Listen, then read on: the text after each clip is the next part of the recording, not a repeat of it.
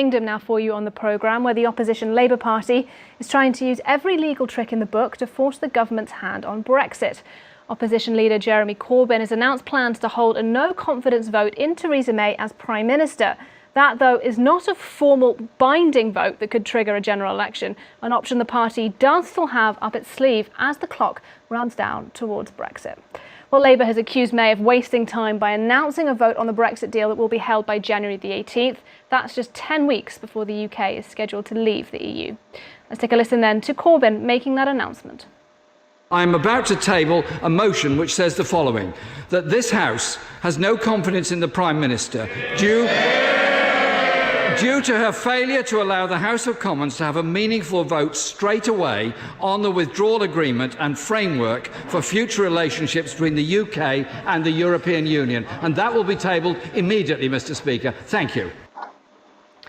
Well, with that date now set for the new Brexit vote, can Theresa May get her deal through the House of Commons? And if not, then what?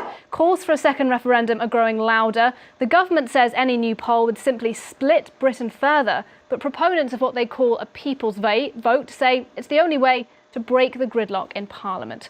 Well, Gina Miller is one of the UK's most prominent Remainers. She's devoted months to fighting for that second referendum.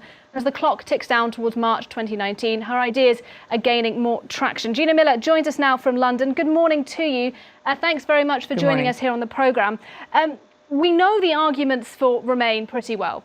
The Parliament is gridlocked. Politicians didn't clearly tell the public what Brexit would entail. But isn't the government at least right about one thing, that whatever you think of Brexit, another referendum would divide the UK even further? No, and they have no evidence to prove that. If you travel around the country, which I've been doing, and actually talk to people, there is a growing ask for another say, because people do have more information, we all do, but also people can see the fiasco happening in Parliament, and there is a real lack of trust in politicians from all sides that they can sort this out. So people are asking in increasing numbers for another say, because they understand that it's the only way to get through this impasse. There are a number of people who are fed up and just want Brexit to be over, but actually there is a growing call for another vote. While there may be a growing call for another vote, we know that in general the numbers supporting Remain and supporting Leave haven't moved much in the past 2 years or so. Are you concerned that if a second referendum is held, that Leave might win again? I don't think it's about who wins in another referendum, and I know there's some people who are saying it's all about just remaining, but I actually think this is about people making an informed choice, and if that choice is to leave again, then we have to declare, if you like, an amnesty and move on, because as a country we can't keep on being in this space of a limbo, if you like, but we'll have to stick with whatever the outcome is. And can I just say that this idea that the polls haven't moved, actually there is a silent majority. There are people in the sort of behind the closed doors who are saying, well, actually, we understand more. And this deal that Mrs May has brought back is so terrible that remaining is a better option than this deal.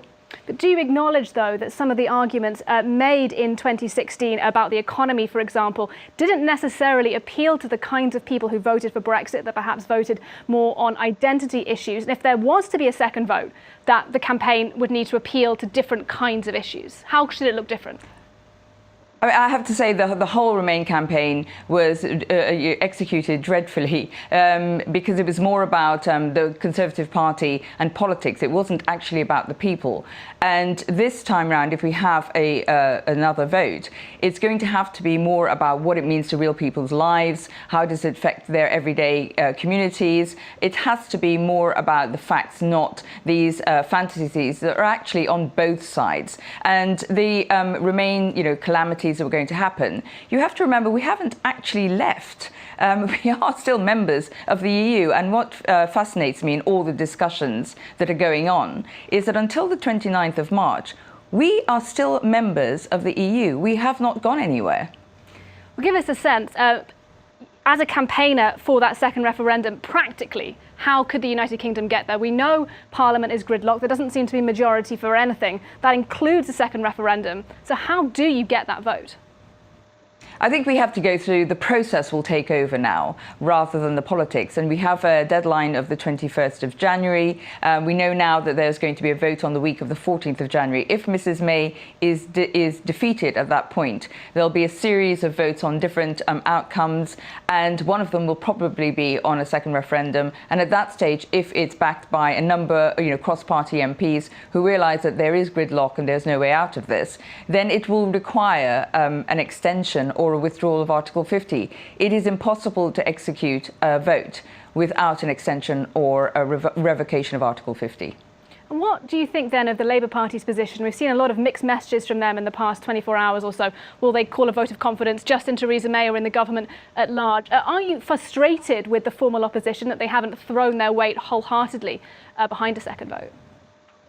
I think one of the problems we have here in the UK is that we don't actually have an official opposition that's been holding the government's feet to the fire. They have been very much sitting on the fence, particularly Mr. Corbyn. And if you look at his track record, he's not a fan of the EU. The irony is we have a Leaver pretending to be a Remainer and a Remainer pretending to be a Leaver. It is the most absurd situation. And I do say that the Labour Party in the UK is letting down the people of the UK hugely, because they're not a formidable opposition. They're not executing their job, and they should be backing this vote, because everyone knows that there is a deadlock in Parliament. There is no escaping the fact that apart from a second referendum, there's very little that will bring the country together, or actually Parliament together.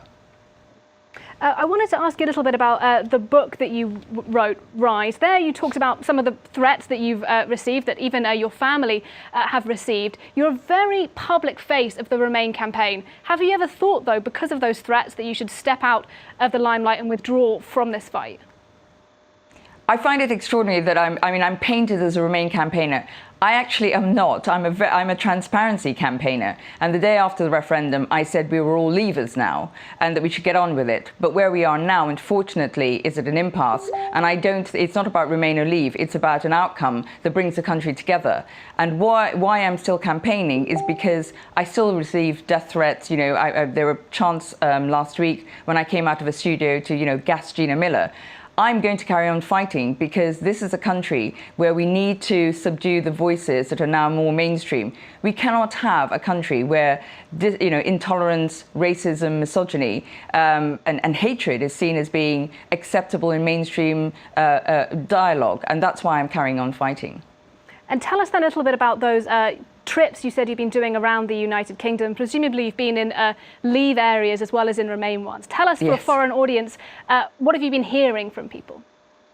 Well, I've deliberately gone to Leave areas, and what I'm hearing is that once the anger subsides, is that we have in the UK people who feel that they are very dispossessed, that no one listens to them, that they don't have any faith in any politician. They feel that nobody's standing up for them, and that is a domestic issue. The problem is those people are wanting change and are asking for change, but leaving the EU is not the right solution. I mean, I'm not on balance, I voted Remain, and there are things we need to be reforming and talking about changing in the EU and from a membership point of view. But these are people who were told for years and years that the problems that they were facing were the EU's problems. And a number of them are now realising that actually if we leave, their lives won't get better. And it's about our domestic policy that's let down people.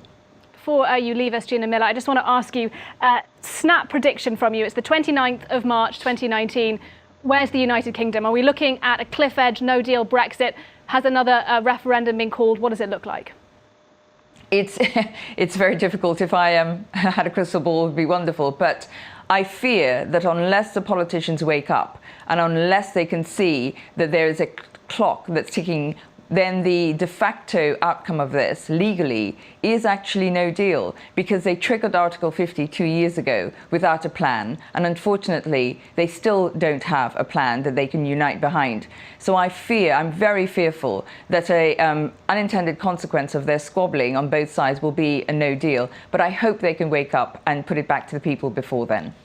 All right.